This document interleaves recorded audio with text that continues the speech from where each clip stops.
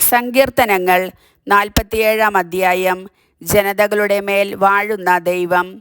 ജനതകളെ കരഘോഷം മുഴക്കുവിൻ, ദൈവത്തിൻ്റെ മുൻപിൽ ആഹ്ലാദാരവം മുഴക്കുവിൻ. അത്യുന്നതനായ കർത്താവ് ഭീതിതനാണ്. അവിടുന്ന് ഭൂമി മുഴുവൻ്റെയും രാജാവാണ്. അവിടുന്ന് രാജ്യങ്ങളുടെ മേൽ നമുക്ക് വിജയം നേടിത്തന്നു. ജനതകളെ നമ്മുടെ കാൽക്കീഴിലാക്കി. അവിടുന്ന് നമ്മുടെ അവകാശം തിരഞ്ഞെടുത്തു തന്നു. താൻ സ്നേഹിക്കുന്ന യാക്കോബിൻ്റെ അഭിമാനം തന്നെ. ജയഘോഷത്തോടും കാഹളനാദത്തോടും കൂടെ ദൈവമായ കർത്താവ് ആരോഹണം ചെയ്തു. ദൈവത്തെ പാടിപ്പുകഴ്ത്തുവിൻ, സ്തോത്രങ്ങൾ ആലപിക്കുവിൻ. നമ്മുടെ രാജാവിന് സ്തുതികൾ ഉതിർക്കുവിൻ, കീർത്തനങ്ങൾ ആലപിക്കുവിൻ. ദൈവം ഭൂമി മുഴുവൻ്റെയും രാജാവാണ്.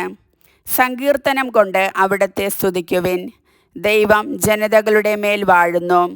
അവിടുന്ന് തൻ്റെ പരിശുദ്ധ സിംഹാസനത്തിലിരിക്കുന്നു.